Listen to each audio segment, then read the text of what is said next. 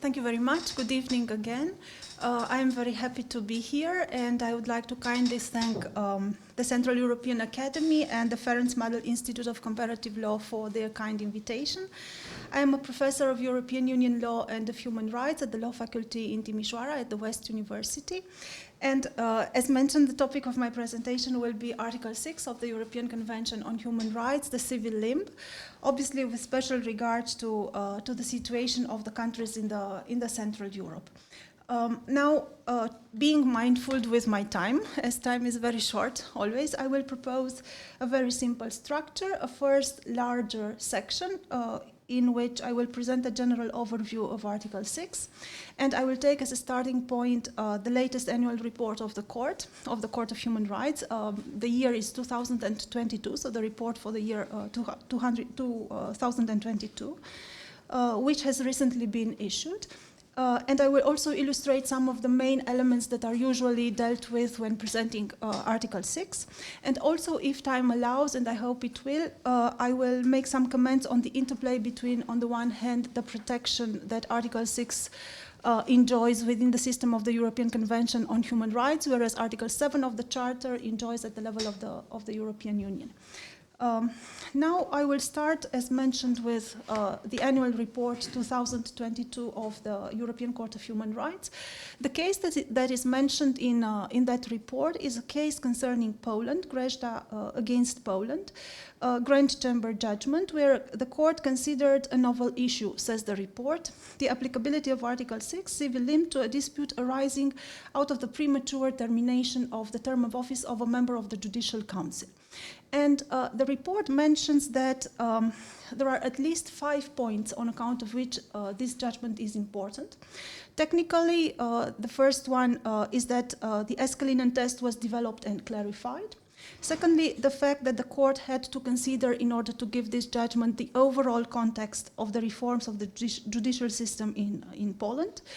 And also the fact that it found that the judiciary had been exposed to interference, both from the executive and from the legislative, that resulted in a real and a serious problem in terms of the judiciary independence. And the court also affirmed the strong public interest in upholding the independence of the judiciary and the rule of law in such cases. The court also referred to several other judgments that have already been issued against Poland. I will not mention them here; they are on the slide already. And the idea is that the court found that the interference within the judiciary had been systematic already in Poland.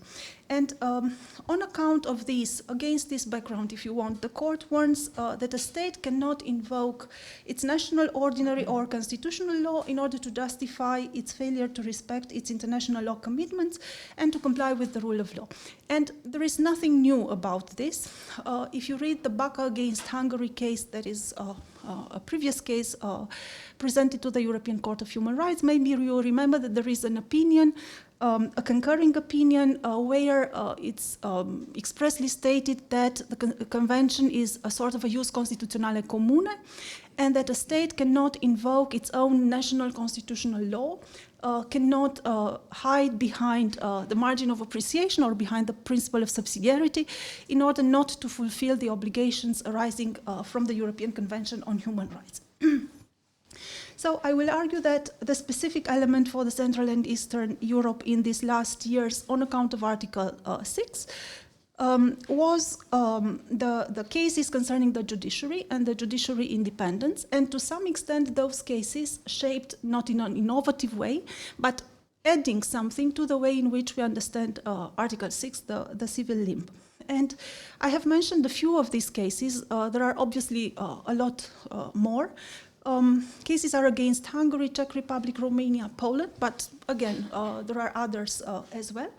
And I would like to have a look at the elements of Article 6, sometimes in general when there are specific elements for the Central Europe, otherwise specifically under the lenses, within the lenses of these cases against the judiciary. Now, the first important point in general when dealing with Article 6 is the existence of an arguable right under national law on which the protection of Article 6 in fact depends. And traditionally there is a right within the meaning of Article 6 where a substantive right is recognized at the domestic level within the national law, accompanied by a procedural right to have it enforced through the courts. The result of the proceedings must be directly decisive for the civil right in question, and again, several judgments are mentioned here. And it is not sufficient to bring Article 6 into play if there is not a direct link, a direct connection within the right in question and the pretension of the applicant. There has been a noticeable shift, I would say, in the case law towards applying the civil limb of Article 6 to cases which might not initially appear to concern a civil right, but may have direct and significant repercussions on a private right belonging to an individual. And I have mentioned here a case against Slovenia. But even more, the protection of Article 6 has been extended to other disputes, and here I would say comes into play the particular element of the cases concerning the judiciary.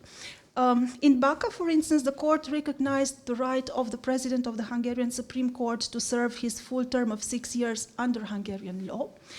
In Grezda, the court reached a similar conclusion concerning a judge elected to the National Council of the Judiciary.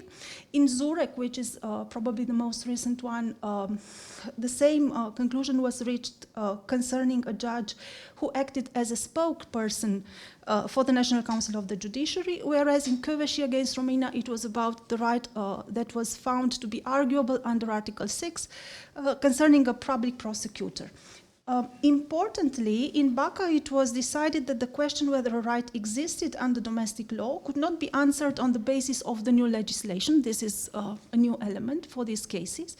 And the court also clarified, and again, this is an important point for this question, an added value of these questions, while access to employment and to functions performed may constitute in principle a privilege, the continuation of a relationship or of an employment relationship is covered by Article 6.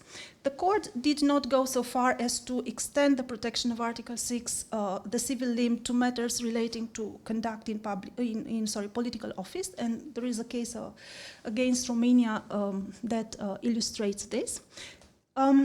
What is also very important and quite common to all these cases is that the court stresses in practically all of these cases concerning Central European countries and concerning the judiciary, that the right to a court and the right to access a court must be interpreted in the light of the preamble of the Convention. And as we know, this preamble declares the rule of law. The lack of access to an independent and impartial court questions by itself the compliance with the rule of law, the court says. The right to a court and the right to access are, of course, not absolute, but when limited within the system of the Convention, the right must be preserved in the sense that the limitation must not touch the very substance of this right. Again, there are cases against Bulgaria and against Hungary where the court explicitly mentions it. In cases against Poland and in Közép-európai against Romania again, the court refers to the international and Council of Europe instruments on the one hand, to the case law of other international courts, to the practice of other international bodies, attached to procedural fairness in cases concerning the independence of the judiciary. So probably the angle that is most well represented is the angle of the procedural fairness. The court points out that the right to a court should be practical and effective, and it warns that in the specific circumstances of a case, the practical and effective nature of the right may be impaired. And there are a few factual situations in which it has been impaired. For instance, by the manner in which notice of the hearing had been given in a case against Slovenia, or by issues of evidence where the requirements were too formal in a case against Slovenia again.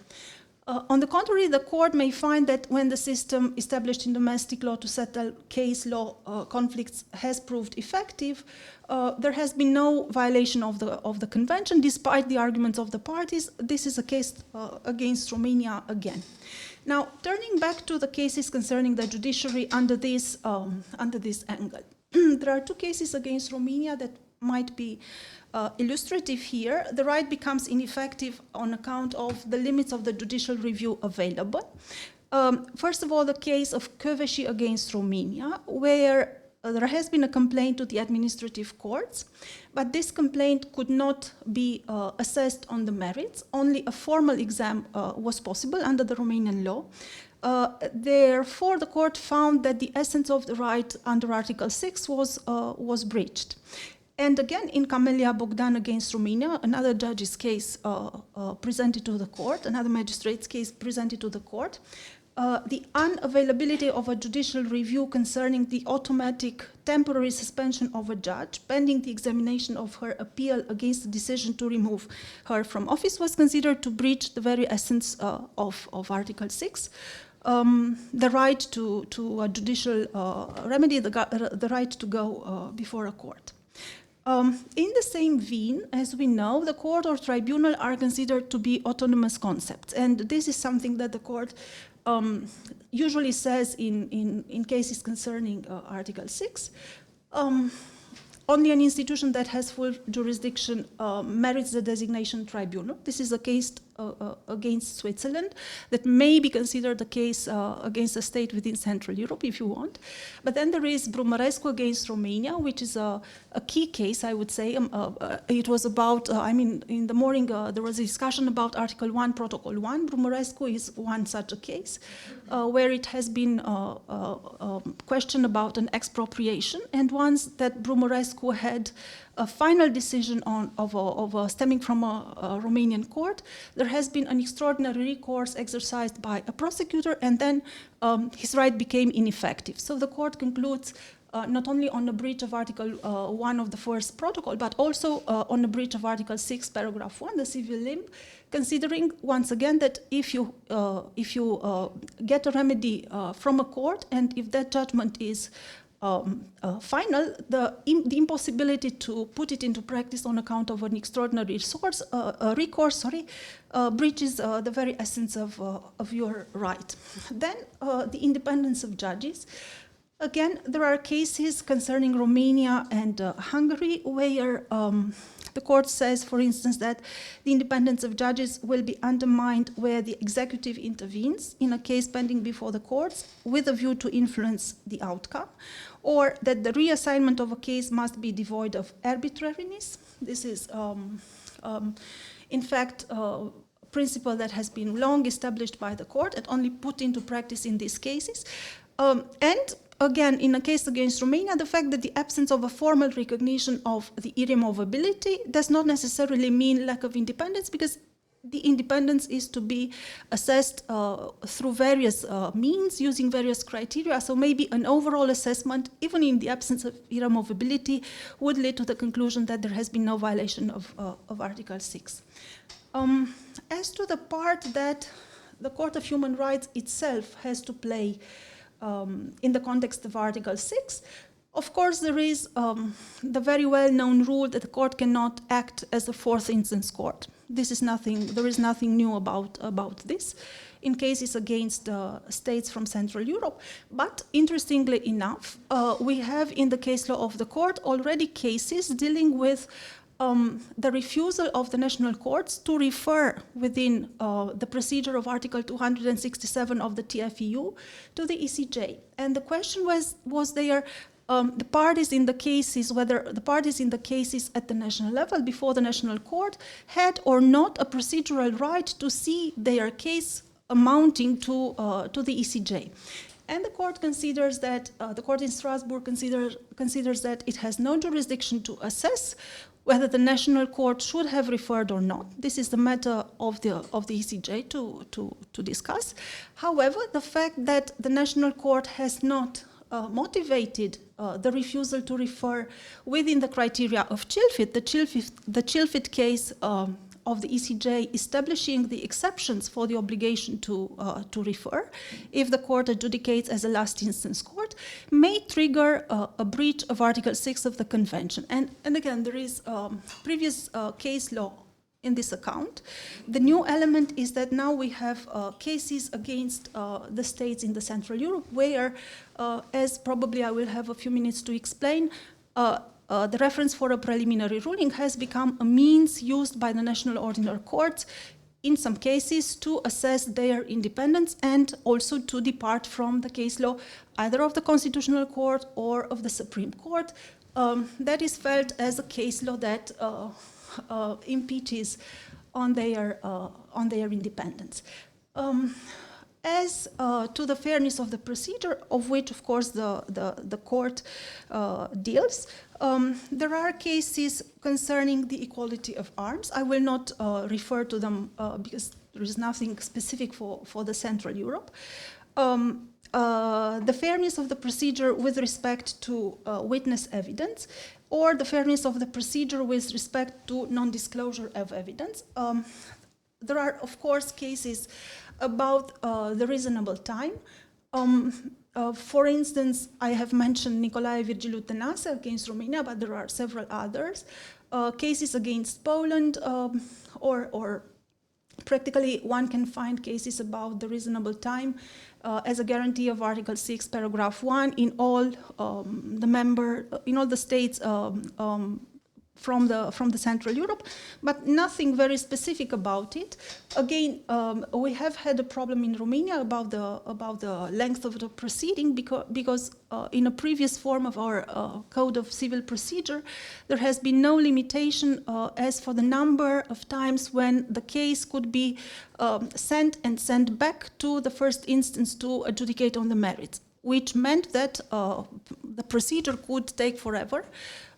I have been a lawyer of such a case before the European Court of Human Rights, and just for the sake of the anecdote, it was a very simple case, a very basic case. It took 12 years by the final judgment of the court, and the merits were discussed for the first time after 9 years.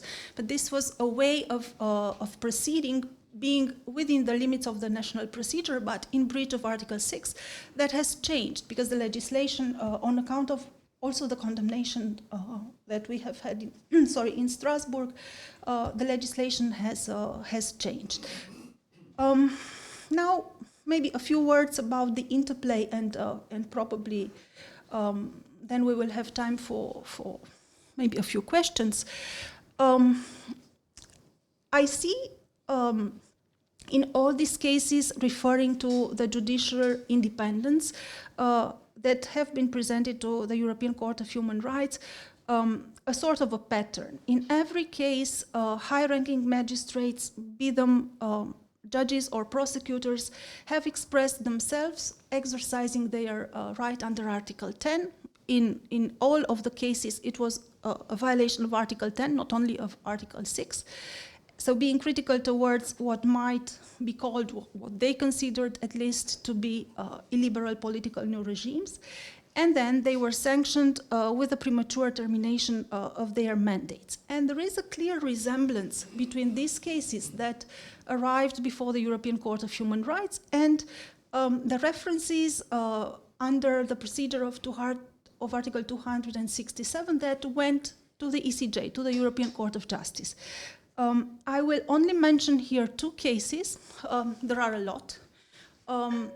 Probably the case IS would be a good example, which is the first and, as far as I know, the only reference that was sent by a Hungarian court to the ECJ. And also the RS case, that is a case stemming from Romania. In Romania, we have had probably around 8 waves of referrals, not 8 referrals, but 8 waves of referrals. And in 2019, that was the year that was the most problematic for Romania. We have had around 20 questions sent by the judges.